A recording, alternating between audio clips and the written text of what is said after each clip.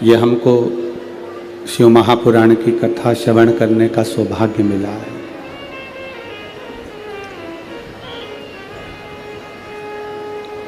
शिव कथा कहती है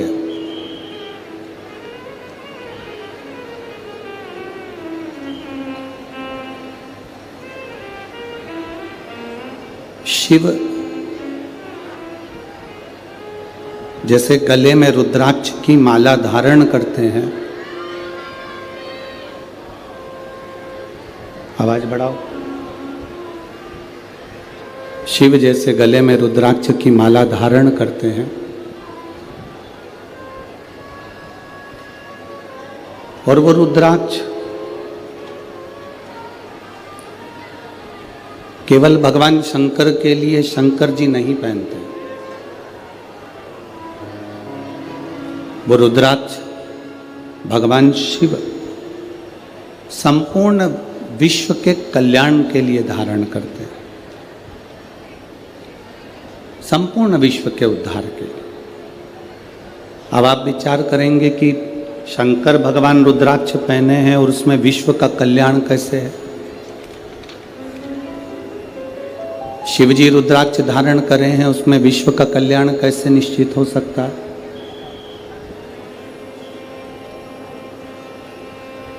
एक बात अपने भीतर उतार कर रखना, विद्येश्वर संहिता में लिखा है, ये वाला ऐसी आवाज कर रहा है, इसको बंद कर दो। विद्येश्वर संहिता में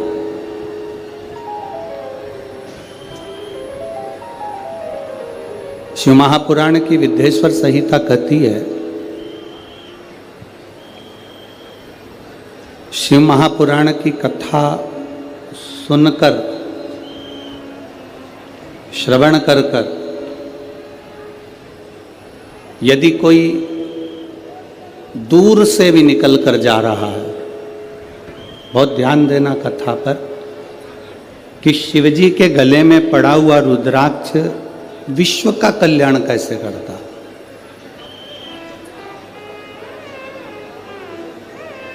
विद्येश्वर संहिता कहती है कि अगर कोई भूलवश भी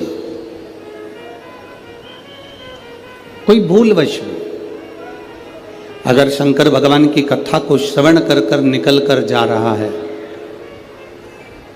और उसके शरीर से छूकर हवा, वायु जो चलती है,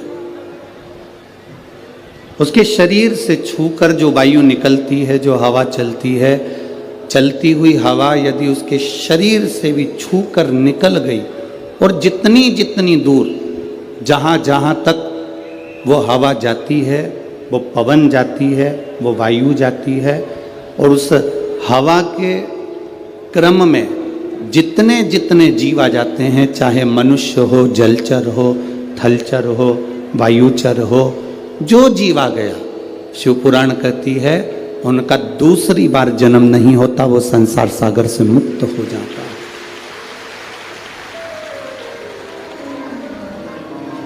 वो संसार सागर से मुक्त हो गया।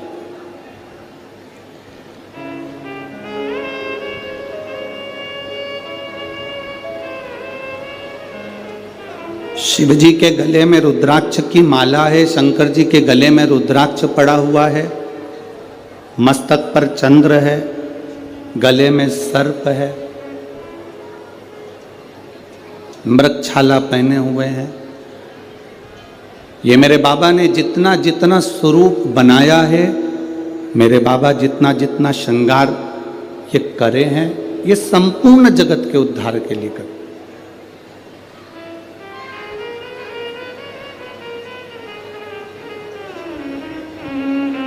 पार्वती जी ने स्वयं भगवान शंकर से अमर गुफा के अंतर्गत अमर कथा को श्रवण करते हुए माता पार्वती जी ने शिव जी से प्रश्न किया। उस प्रश्न का उत्तर आपके भी मुख पर होना चाहिए। शिव कथा कह रही है,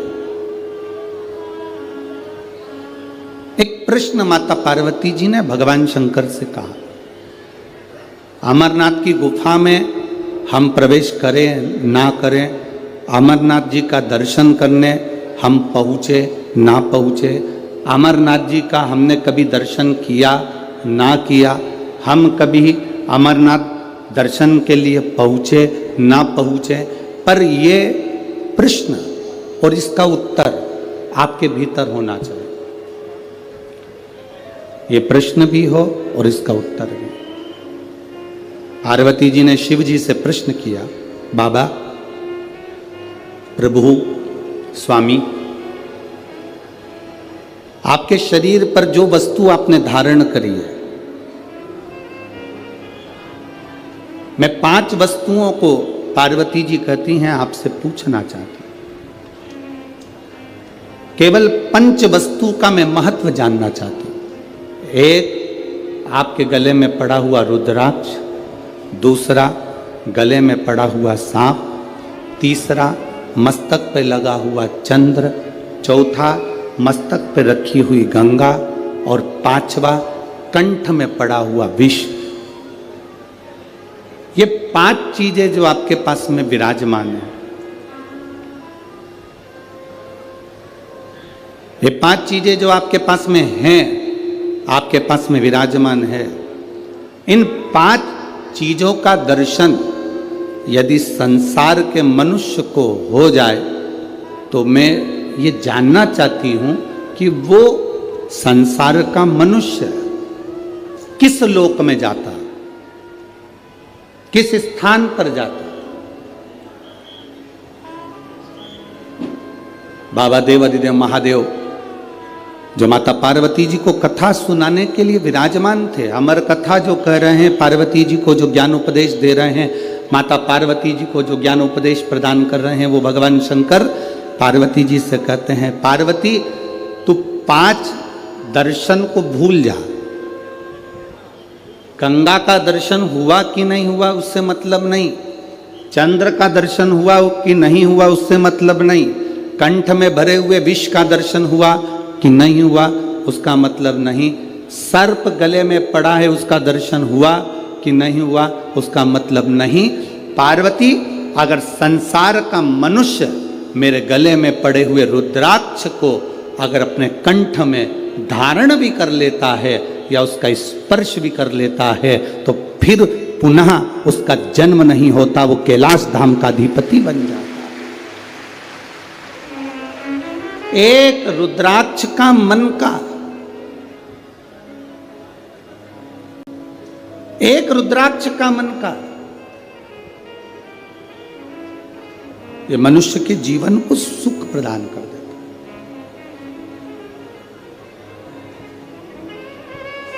बाजार में बहुत सारी गाय रोड पर मिलती है,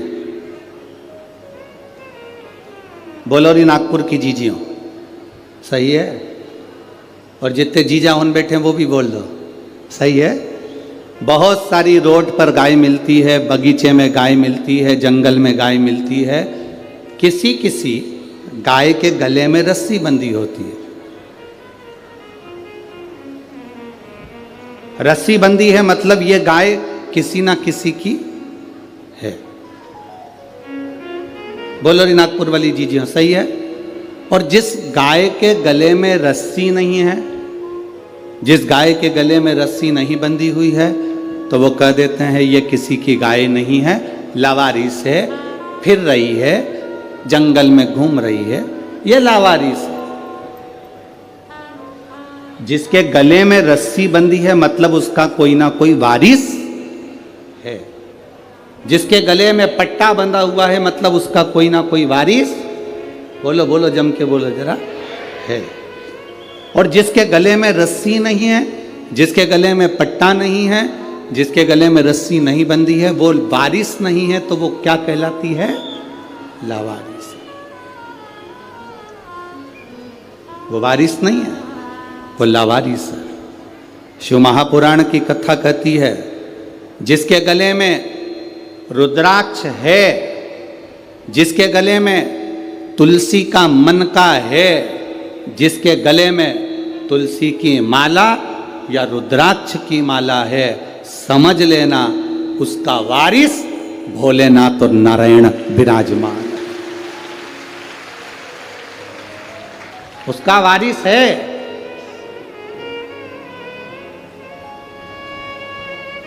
आप सोने के कितने भी आभूषण पहन लो, चेने पहन लो, कितना सुंदर आभूषण धारण कर लीजिए, कितने भी हीरे के हार पहन लो, वारिस नहीं कहलाएगा। पर एक गले में अगर रुद्राक्ष का मन का, कोई ने एक पत्र लिखा था कल की कथा में, क्या रुद्राक्ष स्त्री धारण कर सकती है?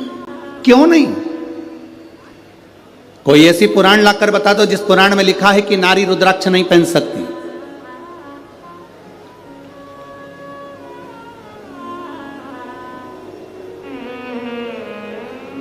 उस पत्र में लिखा था क्या नारी, क्या स्त्री भगवान शंकर के शिवलिंग का स्पर्श कर सकती है? क्या नारी स्त्री भगवान शंकर के शिवलिंग का स्पर्श कर सकती है? कोई ऐसी एक पुराण लाकर बताओ जिसमें लिखा हो कि नारी शंकर भगवान के शिवलिंग का स्पर्श नहीं कर सकती। अगर नारी शंकर भगवान के शिवलिंग का स्पर्श नहीं कर पाती तो आप ही के महाराष्ट्र की, आप ही के मराठवाड़ा की, आप ही के महाराष्ट्र की मां अहिल्याबाई होलकर, जिसके हाथ में शिवलिंग रखा रहता था, आप ही के मराठवाड़ा की, आप ही के महाराष्ट्र की मां अहिल्याबाई होलकर, जिनके हाथ में हमेशा शिवलिंग रखा हुआ था। दुख की घड़ी आती थी, कष्ट की घड़ी आती थी, माता अहिल्याबाई होलकर अकेली जब पड़ गई, घर में से सब जब चले गए, अकेली मां अहिल्याबाई होलकर जब अकेली पड़ी, अकेली, और चारों तरफ से उपद्रवियों ने अपना अपना आक्रमण कर दिया। सेना बना के तैयार कर कर सारे उपद्रवी तैयार हो गए। इधर से कोई सेना तैयार कर रहा है, उधर से कोई सेना तैयार कर रहा है। अकेली अहिल्याबाई होलकर अकेली जब पड़ गई, तब मां अहिल्याबाई होलकर को लगा कि अब मैं करूं तो करूं क्या, अब मैं क्या कर सकता। माता अहिल्याबाई होलकर ने अपने सैनिकों को बुलाया, अपने मंत्री महामंत्री को बुलाकर कहा कि चारों तरफ से सेना आ रही है, एक भी ऐसी स्थान नहीं जहां से सेना आक्रमण नहीं कर रही है। चारों तरफ से सेना तैयार बैठी है और कूच कर चुकी है, आने की तैयारी हो गई है। मंत्रियों, महामंत्रियों, बताओ अब करा क्या जाए? आप ये बताओ, अपनी सेना में बल कितना है, कितने सैनिक, कितने घुड़सवार, कितने शस्त्रधारी, सशस्त्रधारी, कितने कितने सैनिक है हमारे पास में। मंत्री और महामंत्री ने हाथ जोड़कर मां अहिल्याबाई होलकर जी से कहा, मां अहिल्याबाई होलकर से कहा, महारानी जी, महारानी जी, आपको एक बात कहना चाहते हैं, अगर हमारे सैनिक युद्ध लड़ें तो एक तरफ से आने वाली सेना से युद्ध लड़ सकते हैं, पर 3 तरफ से आने वाली सेना के बराबर हमारे पास सैनिक भी नहीं है। महारानी जी, इतनी सेना हमारे पास में नहीं है कि हम युद्ध कर सके। मौन हो गई मां अहिल्याबाई होलकर, मौन, एकदम मौन।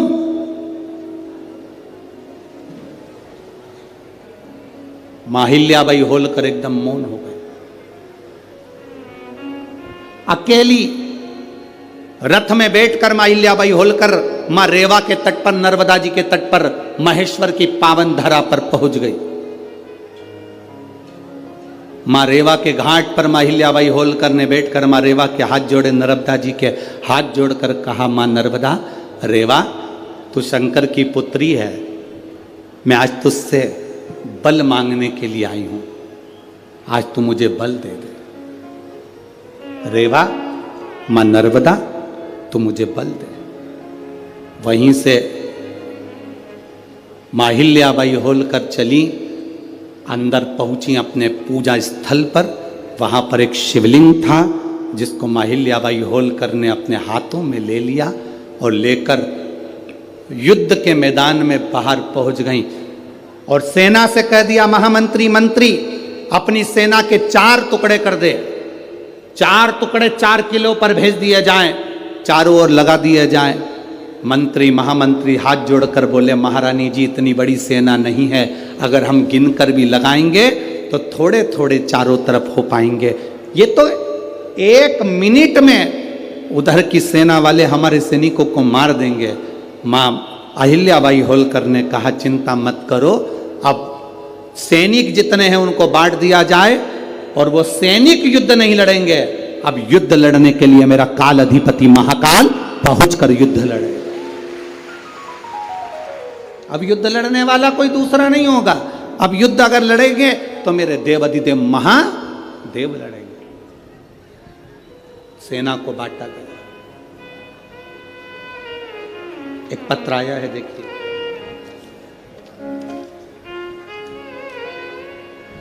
मेरा नाम मंजरी मंदार पाटिल है, मैं गोपाल नगर नागपुर की रहवासी हूँ। कहीं बैठी हो तो हाथ हिला सकती हैं, कहीं बैठी हो तो हाथ हिला सकती हैं। मेरा नाम मंजरी मंदार पाटिल है, मैं गोपाल नगर नागपुर की रहवासी हूँ। कहीं बैठी हो तो हाथ हिला सकती हैं। गुरुजी, आप अगर पत्र को पढ़ें तो पढ़ सकते हैं, जरा ध्यान से पत्र पढ़िएगा। एलईडी पर भी पत्र चल रहा है, आस्था चैनल पर भी चल रहा है। गुरुजी, सच्ची श्रद्धा से बताती हूँ कि मेरा आप पर बिल्कुल भी भरोसा नहीं था। बहुत सारी महिलाएं आपके बारे में कहती थी, कई लोग कहते थे कि एक बार कथा सुना करो, पर मेरा आप पर बिल्कुल भरोसा नहीं था। ऐसी टीवी पर ना जाने कितने महाराज आते हैं, कथा कहते हैं, अपना अपना यश गुण गाते हैं, पर मेरा भरोसा, मेरा विश्वास आप पर बिल्कुल नहीं था। मैंने कई महिलाओं से कहा, तुम्हारे गुरुजी कहते हैं 1 लोटा जल सारी समस्या का, अगर 1 लोटा जल दुनिया के लोग चलाते रहते तो ना जाने कितने लोग करोड़पति बन जाते। मैं नहीं मानती ऐसे गुरुजी को, मैंने आपकी कथा भी नहीं सुनी थी, आपको मानती भी नहीं थी, पर गुरुजी मैं खुद बहुत दुखी थी, बहुत तकलीफ में थी। धन दौलत संपदा क्या होती है मालूम नहीं था, पर गुरुदेव, सब लोगों से मैंने एक ही बात कही कि अगर जल चढ़ाने से कोई करोड़पति बनता तो ढेर सारे बन जाते। तब मेरे पास वाली आंटी ने मुझसे कहा कि तू एक बार जल चढ़ा कर तो देख, तेरा भी दुख मिटेगा। मैं मानती नहीं हूं, फिर भी 4 साल से मैं अपने बच्चों को अकेली साथ में रहती हूँ, उन बच्चों के साथ में छोटा सा कारोबार है, मेहंदी तेल, बस यही फेस पैक वगैरह आगे बेचती हूँ, बनाती हूँ। इतना चलता नहीं है, गरीबड़ी हूँ, तो विश्वास कैसे करूँ? अगर जल चढ़ाने से कोई करोड़पति बनता तो बात थी। मेरी पड़ोसन ने कहा, तू मुंह से कहती है, एक बार जल चढ़ाना प्रारंभ तो कर, मैं काम करूं कि जल चढ़ाऊं। फिर भी मेरी पड़ोसन के कहने से मैंने पशुपतिनाथ का व्रत किया। हमेशा विरोध करती थी आपका, आपके व्रत का विरोध करती थी, 1 लोटे जल का विरोध करती थी, पर पहली बार मैंने मंदिर के अंदर पांव रखा और जल चढ़ाया और पहला सोमवार का पशुपति व्रत करा। मैं बाबा का क्या वर्णन करूं गुरुदेव, बाबा ने मेरी जिंदगी पलट दी और मुझे वास्तव में कि वो करोड़पति बनाने वाला भी वही है और सुख देने वाला भी वही है। मैं क्या वर्णन करूं, पहला सोमवार और मुझे छत्तीसगढ़ से एक कंपनी ने मेहंदी और तेल और फेस पैक का ऑर्डर दे दिया, जो कि कई लाखों का था। बाबा की कृपा से मुझे पहले सोमवार पर वो फल प्राप्त हो गया। गुरुदेव, पहला ऑर्डर मैंने पूरा करा जब मुझे लाखों रुपए का फायदा हुआ। दूसरा ऑर्डर फिर मुझे वापिस छत्तीसगढ़ से फिर प्राप्त हुआ और बाबा की कृपा से लोग सत्य कहते हैं, गुरुजी सारी समस्या का हल 1 लोटा जल। अब मैं छाती ठोक कर कह सकती हूँ गुरुदेव, कि शिव महापुराण कोई पुराण नहीं, स्वयं शिव पुराण के रूप में शंकर कथा करने आता है और शंकर कथा कहता है और शंकर ही कथा सुनता है। यह शिव तत्व है, यह औघड़ी है, यह शंभु है। अगर कहीं बैठी हो मंजरी मंदार पाटिल, गोपाल नगर नागपुर रहवासी, कहीं बैठी हैं आप ही हैं? एक बार हाथ हिला दो। श्री शिवाय नमस्तुभ्यम, बधाई आपको, साधुवाता। ये शिव तत्व है, औघड़ी। और तेरी कृपा बिना न हिले एक भी अणु, लेते श्वास तेरी कृपा से तनु तनु। हे गंगाधार मुक्ति द्वार ओमकार तू, भोले ओमकार तू। आयो शरण तिहार शंभु तार तार तू। बखान क्या करूं मैं राखों के ढेर का, चपटी बहुत है खजाना कुबेर का। मेरे बाबा तू सरल नहीं, तू सहज नहीं है मेरे बाबा। पार्वती जी से शिव जी कह रहे हैं चंद्र का दर्शन हुआ कि नहीं हुआ पता नहीं, सर्प का दर्शन हुआ कि नहीं हुआ पता नहीं, विष का दर्शन हुआ कि हुआ नहीं पता नहीं, गंगा का दर्शन हुआ कि ना हुआ पता नहीं, पर एक रुद्राक्ष का भी दर्शन भूलवश भी अगर जीव धारण कर लेता है तो वो सहज नहीं रहता। शंकर कहते हैं उसमें मेरा एक अंश उसके अंदर प्रविष्ट रहता है। एक रुद्राक्ष, जिस गाय के गले में रस्सी है वो उसका वारिस है, जिस गाय के गले में पट्टा बंधा है उसका वारिस है। जिस गाय के गले में रस्सी नहीं, पट्टा नहीं, वो लावारिस है। उसी तरह जिसके गले में रुद्राक्ष है शंकर उसका वारिस है, जिसके गले में तुलसी है उसका मेरा पांडुरंगा हरि विठ्ठल, मेरा पंडरीनाथ, मेरा हरि विठ्ठल उसका वारिस है, मेरा हरि उसका वारिस है।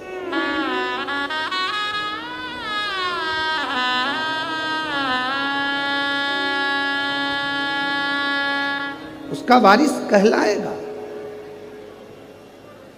आप कभी अपने मुख से ये मत कहना कि मेरा कोई नहीं।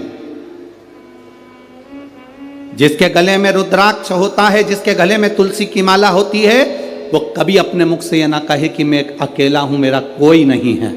जिसके गले में रुद्राक्ष होता है उसके साथ शंकर और 33 कोटि देवता होते हैं। जिसके गले में तुलसी का मनका, तुलसी की माला होती है, उसके साथ पांडुरंगा हरि विठ्ठल मेरा नारायण और सारे देवता होते हैं। सब हैं आपके साथ।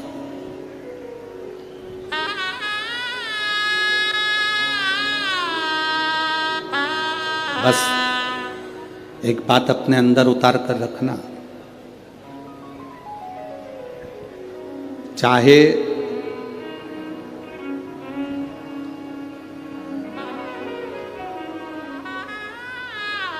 घर में फर्नीचर कम होगा चल जाएगा। क्या कम होगा? बोलो बोलो, जम के बोलो जरा। फर्नीचर, घर में फर्नीचर कम होगा चलेगा, पर आपके नेचर कम होगा नहीं चलेगा। नेचर प्रबल रखिए।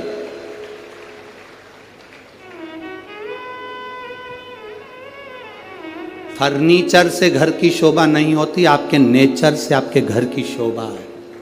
आप क्या नेचर रखते हो, आपका व्यवहार क्या रखते हो, आपके चेहरे पर कितनी स्माइल है, आपके चेहरे पर कितनी मुस्कान है, आपके बोलने का तरीका क्या है, आपके अंदर कितनी नम्रता है, वो देखा जाता है।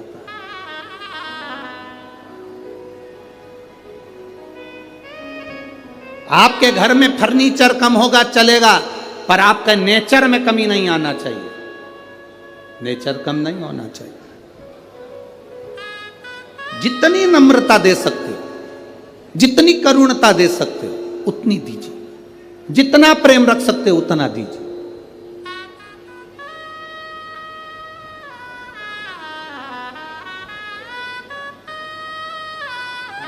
महाराष्ट्र में होता होगा, हमारे इधर तो नहीं होता। महाराष्ट्र में हमने देखा भी नहीं। यहाँ पर जमीन कड़ली हो जाती है, बहुत कठोर हो जाती है, उसमें बीज डालोगे तो उग जाएगा क्या? अरे बोलो तो जम के नहीं। फिर तो तुम भी हमारे उधर के हो गए। हमारे यहाँ की जमीन को नरम करा जाता है, हल चलाया जाता है, बखर चलाया जाता है, जमीन को नरम करा जाता है। जमीन जितनी नर्म होती है उसमें बीज कैसा भी डाल दिया जाए उग जाता है, पौधा लग जाता है। अगर जमीन नर्म नहीं होगी, जमीन एकदम कड़ली कठोर कड़क होगी, उसमें बीज डालना उगेगा ही नहीं। कितना भी पानी डालकर देख लेना, उगेगा ही नहीं। जमीन का नरम होना बीज को पैदा करता है। आपका नरम होना अपने भीतर भक्ति को पैदा करता है, भक्ति के बल को पैदा करता है।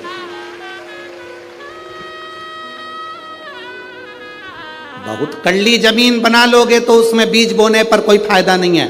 फसल में पानी दे दो, खाद डाल दो, दवाई डाल दो, कोई फर्क नहीं पड़ता, बीज नहीं उगेगा, क्योंकि जमीन कड़ली थी। कड़ली जमीन में तुमने बीज बो दिया, उसका कोई लाभ नहीं है। तुम अंदर से कितने भी कड़ले बन जाओ, कठोर हो जाओ, तुम्हारे अंदर कितना भी गुस्सा भर लो, क्रोध भर लो, कितनी भी तृष्णा भर लो, उसमें भक्ति का बीज बोओगे तो कभी लगने वाला नहीं है। नेचर बदलो। फर्नीचर बदलने से कुछ नहीं होगा घर का। अभी इससे पहले छत्तीसगढ़ की कथा थी, हमने कहा था घर बदल के देख लिया, घर में शांति नहीं आई। दुकान बदल कर देख ली, शांति नहीं आई। व्यापार बदल कर देख लिया, शांति नहीं आई। गाड़ी बदल कर देख ली, शांति नहीं आई। किसी ने कह दिया घर की दिशा चेंज कर लो, वो बदल ली। किसी ने कहा बाथरूम बदल लो, कोई ने कहा सीढ़ी बदल लो, कोई ने कहा रसोई घर बदल लो, कोई ने कहा दुकान बदल लो, कोई ने कहा व्यापार बदल लो, कोई ने कहा गाड़ी बदल लो, कोई ने कहा पहनने का तरीका बदल लो, कोई ने कहा कपड़े बदल लो। सब कुछ बदल कर देख लिया, कुछ फायदा नहीं हुआ। अब एक बार शिव महापुराण की कथा मानो, कुछ मत बदलो। जिस घर में रह रहे हो उसी में रहो, जो व्यापार कर रहे हो उसी को करो, बस अपने नेचर को थोड़ा सा बदल लो, सब कुछ अच्छा हो जाए। बोल बम का नारा है, इतना धीमा बोलोगे तो कल्याण तुम्हारा है। अच्छे से बोलो जरा, बोल बम का नारा है, सारी समस्या का हल शिव तत्व को पाना। हम अंदर से कठोर बन गए, बहुत कठोर। अब इतनी भीतर की कठोरता हमारे भीतर विश्वास कैसे पैदा करेगी? हमारे भीतर भक्ति कैसे पैदा करेगी? हमारे भीतर नम्रता कैसे पैदा करेगी? शिव जी से पार्वती जी ने पूछा कि आपके ये 5 चीजों का दर्शन जीव को क्या देता है? शंकर भगवान कहते हैं इन 5 का दर्शन आप कर पाए ना कर पाए, केवल एक दर्शन भी अगर आपने कर लिया। काय का दर्शन? जम के बोलो जरा, रुद्राक्ष। महिलाएं पूछती हैं क्या रुद्राक्ष स्त्री पहन सकती है? क्यों नहीं?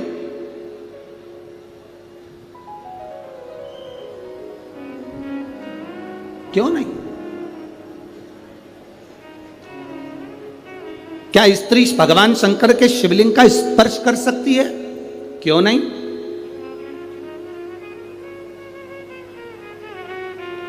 बस रजस्वला धर्म के समय पर स्पर्श ना करें, रजस्वला धर्म के समय पर भगवान को छुएं ना, मंदिर देवालय शिवालय ना जाए। रजस्वला धर्म के समय पर भगवान के मंत्र का जाप करना नहीं छोड़ना, भगवान का नाम लेना नहीं छोड़ना। कोई ने कहा गुरुजी हमने तो सुना है कि रजस्वला धर्म के समय पर नारी भगवान का नाम भी नहीं ले सकती। हमने कहा रजस्वला धर्म के समय पर नाम क्यों नहीं ले सकते? रजस्वला धर्म के समय पर खा सकते हो,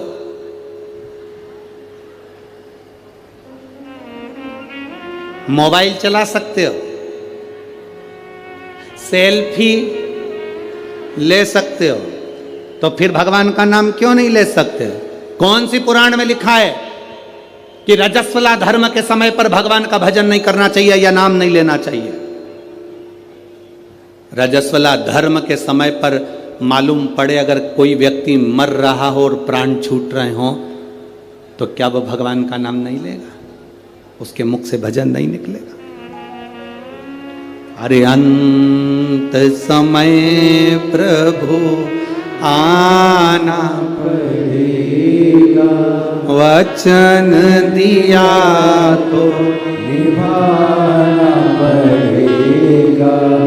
आए ना आए प्रभु कुटुंब कबीरा, अंत समय प्रभु आना पड़ेगा, वचन दिया तो निभाना पड़ेगा।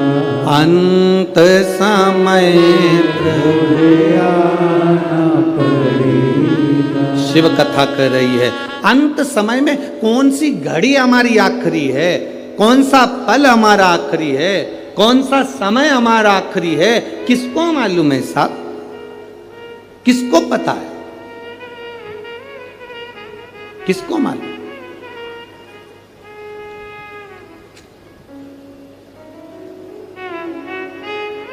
कौन सा समय हमारा आखिरी होगा ये किसको मालूम?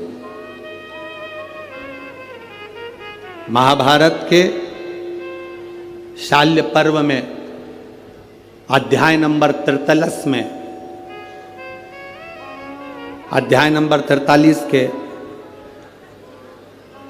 21 से लेकर 39 श्लोक में नमूची नाम के एक असुर का वर्णन आता है।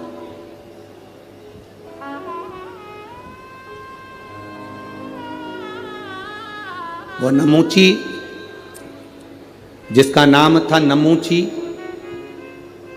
एक ऐसा दैत्य नमूची जिसके भाई थे शुंभ और निशुंभ, जिसका भाई था मय दानव, जिसका भाई था रंभ और करम। शुंभ निशुंभ का भाई नमूची।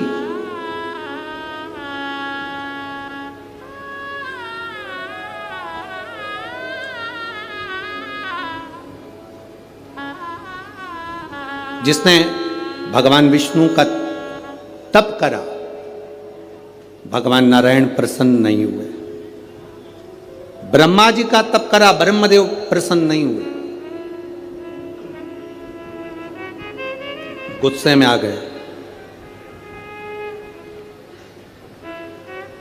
क्रोध में आ गए, इंद्र पर आक्रमण कर दिया।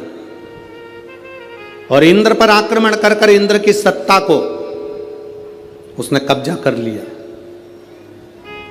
इंद्र की सत्ता पर कब्जा करा